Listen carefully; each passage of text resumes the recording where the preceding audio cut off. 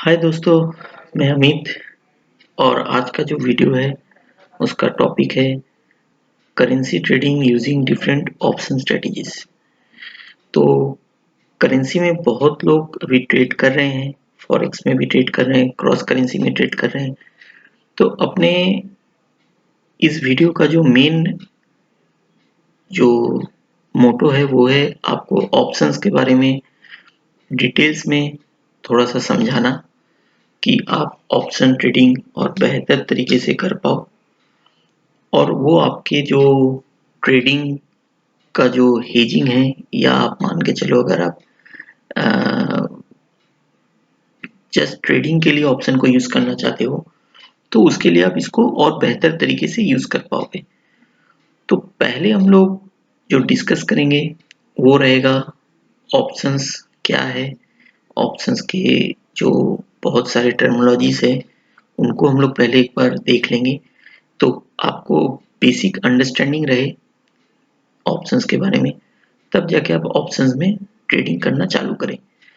तो चलते हैं अपने नेक्स्ट स्लाइड में और स्टार्ट करते हैं अपने वीडियो को। तो जैसे कि आप देख रहे हो कि बेसिक जो कंपोनेंट्स हैं जो ऑप्शंस ट्रेडिंग के, एक बार हम लोग उसको देख लेते हैं कि क्या क्या कंपोनेंट से आपका जो ऑप्शंस का जो टोटल ताना बाना है वो कैसे चलता है, इसमें क्या क्या टर्मिनोलॉजी बहुत इंपॉर्टेंट है। पहला तो है लॉट साइज। ये आपको समझना होगा कि लॉट साइज क्या होता है।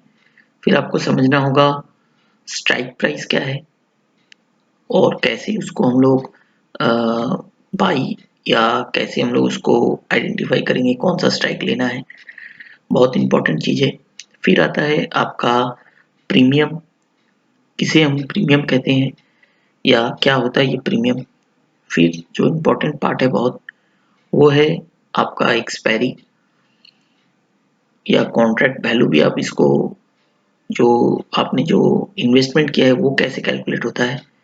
और लास्ट जो होता है उसका एक्सपायरी। ये बहुत इंपॉर्टेंट है कि एक्सपायरी कब होता है, कितने बजे होता है, कौन से रेट पे एक्सपायरी होता है, ये सब चीज़ आपको समझना होगा। अभी वीकली एक्सपायरी भी आ चुका है, मंथली एक्सपायरी भी है। तो डिटेल्स में हम लोग समझेंगे इस चीज़ों को, जो आपको आपके ट्रेडिंग को हेल्प करेगा और भी बेटर तरीके से उसको ग्रो करने में। तो चलते हैं अपने नेक्स्ट स्लाइड में और पहले समझते हैं कि लॉट साइज के बारे में। जैसे कि बहुत ही लोगों को ये पता होगा कि ये जो वीडियो है ये बेसिकली यूएसडी एनआर के ऊपर मैं बना रहा हूँ। तो जो भी एग्जांपल्स है वो मैं यूएसडी एनआर के ऊपर ही एग्जांपल दे रहा हूँ। आप अगर दूसरे करेंसीज के बारे में जानना चाहो तो उसमें भी लॉट साइज 1000 का ही है। तो अपना जो यूएसडी एनआर का जो लॉट है वो यहाँ पे जिसमें हम लोग ट्रेड कर सकते हैं वो 1000 का लॉट होता है। आप अगर एक लॉट खरीद रहे हो तो उसमें 1000 यूएसडी एनआर आएगा। तो इस जो लॉट साइज है ये ऑलरेडी एक्सचेंज से डिनोट किया हुआ रहता है। इसमें मेरा या आपका कोई व्यू नहीं रहेगा कि हम लोग 1000 की जगह 200 ले लें, 300 ले लें। हम लोग जो भी लेंगे वो लॉट के मल्टीपल पे लेंगे। अगर आपने एक लॉट लिया, 2 लॉट ले सकते हो, 1000 लॉट ले सकते हो, इस तरह से। आप हाफ लॉट नहीं ले सकते। एक लॉट जो है वो 1000 का होता है, और ये 1000 का जो लॉट है ये आपको एक बार में ही आपका एक बाई हो सकता है। एक बाई कर सकते हो, 10 बाई कर सकते हो, इस तरीके से। मतलब सीधा बात, आपका जो लॉट है वो 1000 का है। ये रहा पहला चीज। सेकंड जो है स्ट्राइक प्राइस। देखिए ये स्ट्राइक प्राइस जो है ये भी एक्सचेंज से डिनोट किया हुआ रहता है। इसमें भी आप कुछ नहीं कर सकते कि आप बोलोगे कि मेरे को अचानक से कि मुझे 31 पैसे का या 31 का स्ट्राइक चाहिए, तो नहीं मिल सकता। जो स्ट्राइक है वो 25 पैसे के इंटरवल में अवेलेबल है। और मान के चलिए कि अगर यूएसडी आईएनआर चल रहा है 73.50, एक एग्जांपल दे रहा हूँ अभी का जो रेट है, तो 73.50 के बाद वाला जो स्ट्राइक होगा वो होगा 73.75 का। उसके बाद वाला होगा 74 का, फिर होगा 74.25। ऐसे हर 25 पैसे के गैप में आपको, या हर 25 पीप के गैप में आपको एक एक स्ट्राइक प्राइस मिलेगा। ये जो स्ट्राइक प्राइस है ये आपका जो भी नया जो एक्सपायरी ओपन होगा उसके ऊपर के साइड में 12 और नीचे के साइड में 12 और एक एट द मनी आपको हर समय अवेलेबल रहेगा। अब जैसे-जैसे रेट ऊपर या नीचे रहे आना या जाना करेगा, उस तरह से नया-नया वो जो आपका स्ट्राइक प्राइस है वो ओपन होते रहता है, वो एक्सचेंज की तरफ से ही होता है। ऐसा नहीं कि उसमें आपको कुछ करना पड़ेगा और जैसे वोलेटिलिटी बढ़ेगा, एक्सचेंज उसके हर एक स्ट्राइक प्राइस को धीरे-धीरे ओपन करते रहती है। तो हर एक स्ट्राइक में आपको कॉल और पुट दोनों ही अवेलेबल रहता है। इसके बारे में हम लोग डिटेल्स में डिस्कस करेंगे कॉल और पुट के बारे में। तो पहले ये आप समझ लो कि जो स्ट्राइक प्राइस है वो एक्सचेंज से पहले से ही डिटरमाइंड रहता है कि कौन-कौन सा स्ट्राइक प्राइस ओपन रहेगा और उसमें आप जो 25 पैसे का मैंने जैसे कि कहा कि आपको हर गैप में आपको स्ट्राइक अवेलेबल है। तो ये रहा स्ट्राइक प्राइस का डिटेल्स। अब चलते हैं नेक्स्ट जो है वो प्रीमियम। तो ये प्रीमियम जो बेसिकली होता है वो जो प्राइस हम लोग पे करने के लिए राजी हैं या जो प्राइस हम लोग पे करते हैं ऑप्शंस खरीदने के लिए दैट इज कॉल्ड प्रीमियम। उसको आप इस तरीके से समझ सकते हो कि जैसे कि किसी ने कहा कि यूएसडी आईएनआर का 7350 का कॉल अगर 25 पैसा में मिल रहा है तो ये जो आप 25 पैसा पे कर रहे हो यही आपका उसका जो ऑप्शन है उसका प्राइस भी है और उसका प्रीमियम भी है। तो उम्मीद करता हूँ कि ये कॉन्सेप्ट आपको समझ में आया होगा कि प्रीमियम किसे कहते हैं।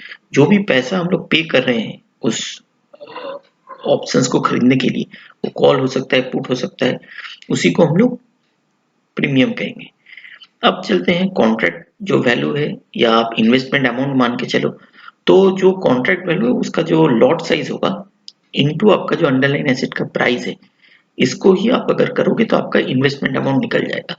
सपोज एक एग्जांपल देते हैं कि 7350 का अगर कॉल आप बाई कर रहे हो 25 पैसे में, तो सिंपल है 1000 से आपको 25 को मल्टीप्लाई करना है, तो आपका एक एक लॉट में आपका इन्वेस्टमेंट खड़ा हुआ 250 रुपया।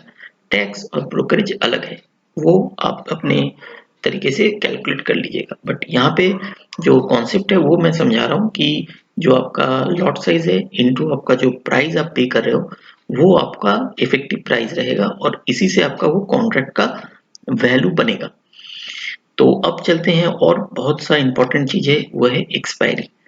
ये अगर हो सके तो नोट डाउन करके रखिएगा क्योंकि बहुत समय लोगों को कंफ्यूजन रहता है। एक्सपायरी में जब भी कोई भी कॉल पुट आपका एक्सरसाइज होगा या उसका फाइनल प्राइसिंग डिटरमाइंड होगा तो वो जिस दिन वो एक्सपायरी है, मान लीजिए अगर मैं पहले वीकली एक्सपायरी का बात करता हूँ तो वीकली एक्सपायरी कब होता है? फ्राइडे को 12:30 बजे और वो भी जो रेट होगा वो उसका जो स्पॉट प्राइस है उसके साथ एडजस्ट होगा, नॉट फ्यूचर प्राइस के साथ। जो भी स्पॉट में उसका प्राइस 12:30 बजे क्लोजिंग हुआ, आरबीआई का एक रेफरेंस रेट निकलता है 12:30 बजे के आसपास, वो रेट में ही उस दिन उसका एक्सपायरी होगा। तो फिर से बता रहा हूँ, वीकली एक्सपायरी फ्राइडे के दिन 12:30 बजे का जो भी स्पॉट का रेट होगा उसी में उसका एक्सरसाइज या एक्सपायरी होगा। मंथली वाले में रूल्स है, जो भी उसका लास्ट वर्किंग डे है उससे 2 दिन प्रायर, मतलब अगर फ्राइडे को आपका लास्ट वर्किंग डे है तो बुधवार के दिन आपका एक्सपायरी होगा और उस दिन भी 12:30 बजे उसका कॉन्ट्रैक्ट खत्म हो जाएगा और वहां पे भी आरबीआई का जो भी रेफरेंस रेट होगा वही रेफरेंस रेट से स्पॉट के प्राइस के साथ एडजस्ट होगा उसके कॉल और पुट का या फ्यूचर्स का जो भी एडजस्टमेंट होना है वो होगा। तो ये स्लाइड या ये जो आपका आप देख रहे हो आपके स्क्रीन में, इसका आप स्क्रीनशॉट भी लेके रख सकते हो या इसको मेमोराइज भी करके रख सकते हो। ये बहुत इंपॉर्टेंट है। अगर आप एक्सपायरी के दिन अगर आप थोड़ा सा भी कंफ्यूज रहते हो कि आपका एक्सपायरी कब होने वाला है, कितना बजे होने वाला है और आपने पोजीशन कैरी कर लिया और मान लीजिए एक दिन पहले आपने अगर कोई ऑप्शन खरीद लिया तो नेक्स्ट दिन आपको मौका ही नहीं मिलने वाला क्योंकि आपको लगेगा पूरा डे बाकी है एक्सपायरी के लिए, बट वो 12:30 बजे एक्सपायरी आपका खत्म हो जाएगा और वो ऑप्शन जीरो हो जाएगा अगर आउट ऑफ द मनी रहा तो। अगर इन द मनी रहा तो फिर वो इन द मनी जितना रुपीज से होगा उससे उसका प्राइसिंग डिटरमाइंड होगा। तो ये ध्यान रखने वाली चीज है और बहुत ही इंपॉर्टेंट चीज है। आपको ये चीज समझना होगा कि जितना आप इसके अंदर इन्वॉल्व होगे ऑप्शन ट्रेडिंग में, आपको उसके रूल्स एंड रेगुलेशन पहले से पता होना चाहिए, तो आप उसको बहुत बेहतर तरीके से एग्जीक्यूट कर पाओगे या उसको आप उसको अपने फेवर में और ज़्यादा से ज़्यादा यूज़ कर पाओगे।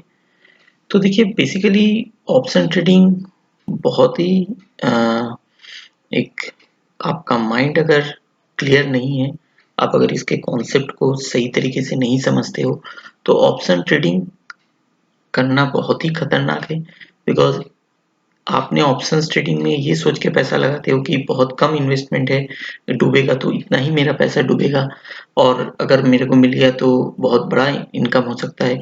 ऑप्शंस का एक लेमन लैंग्वेज से अगर आप समझो कि ऑप्शंस का अगर आप डेफिनेशन का बात करो, तो ऑप्शंस में जो मिनिमम इन्वेस्टमेंट होता है या उसका जो रिस्क साइड है वो फिक्स्ड होता है, बट प्रॉफिट जो होता है वो अनलिमिटेड होता है।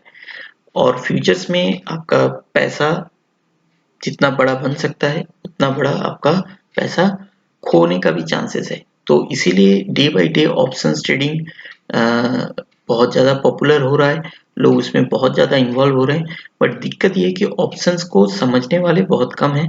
उनको लगता है कि एक जस्ट मैंने गैम्बलिंग कर दिया, मैंने एक 10 1000 15,000 रुपया का एक इन्वेस्टमेंट कर दिया, अगर लग गया तो हो सकता है लाख रुपया बन जाए या हो सकता है वो ज़ीरो बन जाए। तो इस तरीके के जो कॉन्सेप्ट है, इस कॉन्सेप्ट से बाहर निकलना होगा, आपको समझना होगा ऑप्शंस क्या है, ये किस तरीके से प्ले करता है मार्केट में। और बेसिकली ऑप्शंस को हम लोग हेजिंग इंस्ट्रूमेंट के हिसाब से यूज़ करते हैं, या एक्सचेंज ने भी इसको जब लॉन्च किया था तो एज ए हेजिंग इंस्ट्रूमेंट के हिसाब से इसको लॉन्च किया था। बट अभी सब ट्रेडर्स जो हैं या जो नए इन्वेस्टर्स हैं वो इसको as a trading tool use करते हैं कि इन्वेस्टमेंट कम है मेरा, पैसा बना तो बना वरना लगने का चांसेस मेरा कम है। तो ये कॉन्सेप्ट जो है इसको धीरे-धीरे चेंज करना होगा। इसमें भी आप पैसा बना सकते हो, बट अगर आपका जो स्टॉप लॉस है वो पहले से फिक्स्ड हो, आपका जो टारगेट है वो पहले से फिक्स्ड हो, तभी आप इसमें से एक अच्छा खासा रिटर्न निकाल सकते हो, और वो भी कैलकुलेशन के साथ। तो ये जो पार्ट है, ये पार्ट में हम लोगों ने ऑप्शंस के टर्मिनोलॉजी के बारे में समझा। नेक्स्ट जो पार्ट रहेगा उस पार्ट में हम लोग समझेंगे कि ऑप्शंस का जो बहुत सारा स्ट्रेटजीज है, जो सिंपल स्ट्रेटजीज है वो कैसे इम्प्लीमेंट होता है, कौन से मार्केट में इम्प्लीमेंट होता है, उस सब के बारे में डिस्कस करेंगे। तो पार्ट 2 में हम लोग देखेंगे कि क्या-क्या जो एकदम बेसिक्स ऑप्शंस के, ऑप्शंस बाइंग का रूल्स, ऑप्शन सेलिंग का रूल्स, ऑप्शंस का बाइंग करने से क्या फ़ायदा, सेल करने से क्या फ़ायदा, ये सब के बारे में हम लोग सेकंड पार्ट में डिटेल्स में डिस्कस करेंगे।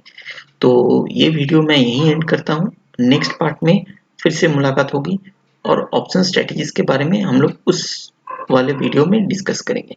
Thank you.